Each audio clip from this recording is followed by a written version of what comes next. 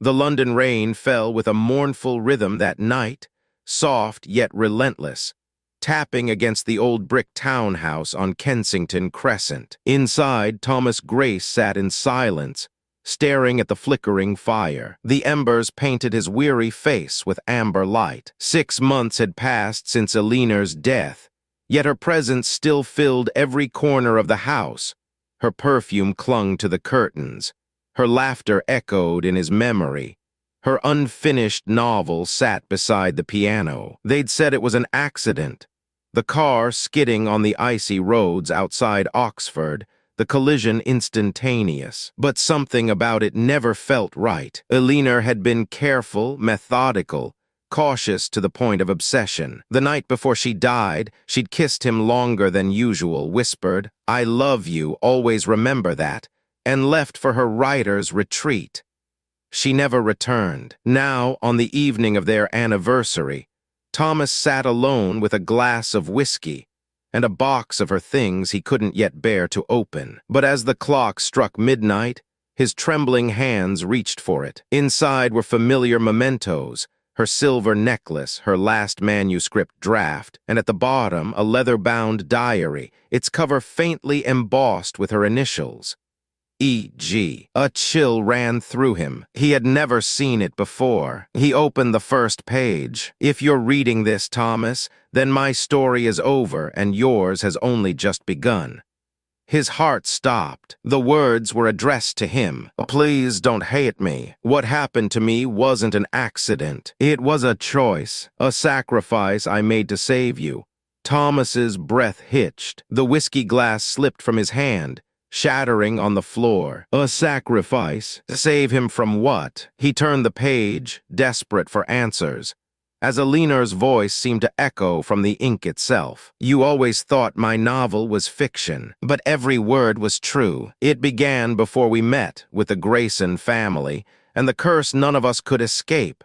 Thomas couldn't sleep. He sat at his desk until dawn, devouring the pages of Eleanor's diary, each revelation pulling him deeper into a nightmare dressed as memory. Eleanor had been born into the Grayson family, heirs to a fortune built on oil, politics, and generations of deceit. Her father, Lord Edward Grayson, had been a British diplomat, charming in public, monstrous in private. Her mother had died mysteriously when Eleanor was 16, and soon after, her father sent her to a boarding school in Switzerland. There she met a young man, Julian Voss, the son of her father's business partner. They fell in love, and for a brief moment, she believed she could escape her family's dark legacy. But Julian died suddenly, found drowned in Lake Geneva. His death was ruled accidental, but Eleanor's diary revealed otherwise. "Julian didn't drown. My father killed him. He knew we'd found out what he'd done. The experiments, the deals, the lives destroyed for his empire. And he swore that if I ever spoke, he'd ruin everyone I loved." Thomas stopped reading, his heart pounding. He had known Edward Grayson. The man had attended their wedding, smiling like a benevolent patriarch. Could he have been capable of this? He turned the page again. "When I met you, Thomas, I thought I'd escaped him. But evil doesn't die. It just changes its mask. When Father died, I thought it was over until the letters began." Letters. They came from someone calling himself the Keeper. He knew everything, my past, Julian's death, even you. He said my family had signed a pact generations ago, a blood oath that demanded one life every 30 years to protect the fortune. My mother was the last. I was to be the next. Thomas's stomach turned. "I tried to protect you, my love. I thought if I gave myself willingly, they would spare you. That was the only way to end it." The next pages were stained, as though tears had fallen on the ink. "If you're reading this, it means the plan worked. But please don't go looking for them. The Keeper always watches, always collects." Thomas closed the diary, trembling. The room seemed to tilt. His mind refused to accept it. The curse, the pact, the idea that his wife had died to protect him from some hidden force. It was madness. And yet, the day before her death, Eleanor had withdrawn £50,000 in cash, closed her accounts, and made several phone calls to Zurich, Vienna, and Rome.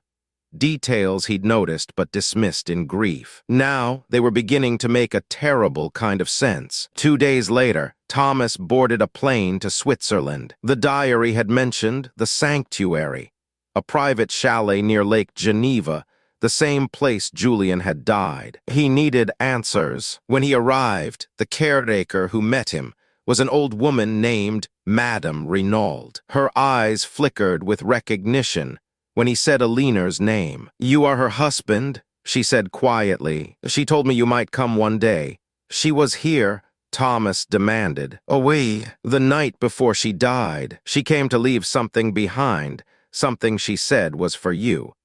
Madame Renaud led him to a small study. On the desk lay a sealed envelope with his name written in Eleanor's delicate handwriting. His hands shook as he opened it. "My love, if you've come this far, then you've ignored my warnings, as I knew you would. Go to the old chapel near Montreux. Beneath the altar, you'll find the truth. But be careful, they will follow you." That night, he drove to the abandoned chapel. The air was sharp with mountain cold. He found the altar cracked, moss-covered, and beneath it, a small iron box. Inside were documents, photographs, and bank ledgers, names of companies, offshore accounts, and a seal bearing the insignia of the Grayson Trust. One photograph froze his blood. It showed Eleanor standing beside a tall man in a dark suit, a man with the same eyes, same posture, same jawline as him. It was his father, Richard Grace. Thomas's world tilted. The Grayson and Grace families had been intertwined all along. The bloodline she spoke of, it included him. He wasn't the victim. He was part of the curse. Thomas returned to London, his mind unraveling with every discovery. He confronted his mother, Margaret Grace, a graceful, steel-nerved woman who had lived in quiet luxury since his father's death. When he showed her the photograph, her face went pale. "Where did you get that? Answer me," he shouted. "What was father doing with Eleanor's family? What is this pact she wrote about?" Margaret sighed deeply, the weight of years settling into her eyes. "It began over a century ago," she said. "Our families built the Grayson Trust together. Oil, trade, politics. But when one of our ancestors cheated his partner, a curse was invoked by an order that called themselves the Keepers of the Balance. Every generation since, one Grayson, or Grace, had to die to sustain the empire." Thomas stared in disbelief. "You expect me to believe this? Your father didn't. He thought he could break it. He tried, and your brother paid the price."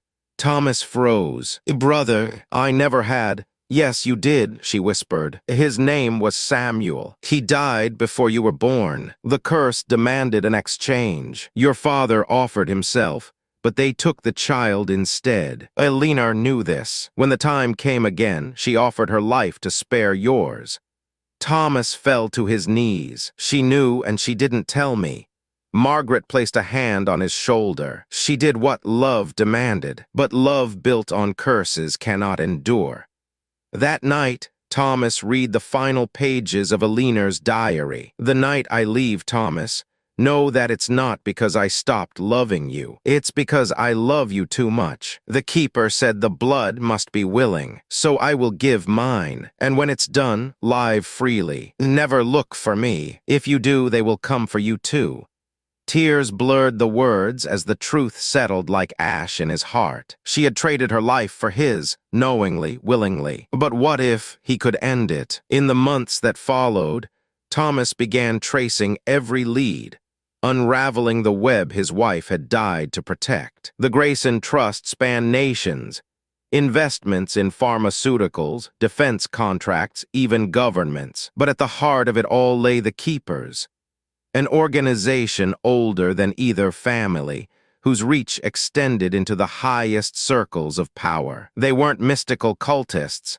They were real, built on greed, superstition, and centuries of manipulation. The curse was a contract, enforced by men who believed fear kept fortunes safe. In Zurich, he met an archivist who showed him something astonishing: a handwritten amendment signed by Eleanor days before her death. It officially transferred all Grayson shares to a charitable foundation, effectively dismantling the family's hold. She had found a way to break the curse, but she paid the ultimate price. On the last page of her diary, a message waited, one he had somehow overlooked. When you find this, Thomas, don't seek revenge. Let the truth free you, not chain you. Tell our story. Let it end with us. He did exactly that. Thomas published her diary, along with his investigation, as a book titled The Last Pages of Eleanor Grace. It became a global phenomenon, a tale of love, sacrifice, and the hidden machinery of human greed. The Grayson trust fell. The keepers disappeared into history. But for Thomas, the nights remained long, haunted by the echo of her final words. If love is sacrifice, then I have loved you beyond measure. A year later, on the anniversary of her death, Thomas received a package from Switzerland. Inside was a photograph, Eleanor standing on a cliffside, smiling, alive. On the back, in her handwriting, "Some stories must end so new ones can begin. Live, my love, I'm watching." Whether it was a message sent before her death or a sign that she had survived, Thomas never knew. But he finally smiled, and for the first time in years, he whispered to the rain outside, "I forgive you, and I will live." Morals, lessons, and teachings won. True love requires sacrifice. Real love isn't just passion. It's the willingness to protect another even at the cost of oneself. 2. Truth liberates, even when it hurts. Facing painful realities can set generations free. 3. Deception destroys generations. Lies passed down from one generation breed pain until someone chooses truth. 4. Courage is love in action. Eleanor's bravery teaches that fear cannot coexist with love. 5. Legacy without integrity is a curse. Wealth, power, and family names mean nothing without conscience. 6. Forgiveness is the final freedom. Thomas's journey reminds us that peace only comes through letting go. 7. History repeats until broken. Family sins continue until someone chooses to stop the cycle. 8. The power of storytelling, revealing truth through words, can dismantle even the oldest lies. 9. Love transcends death. Even from beyond, love continues to protect and inspire. 10. Living is the ultimate tribute. The greatest way to honor someone's sacrifice is to truly live. If this story touched your heart, if it made you question how far love can go and what truth can cost, subscribe and follow for more breathtaking tales of love, deception, and sacrifice that will keep you holding your breath till the final word.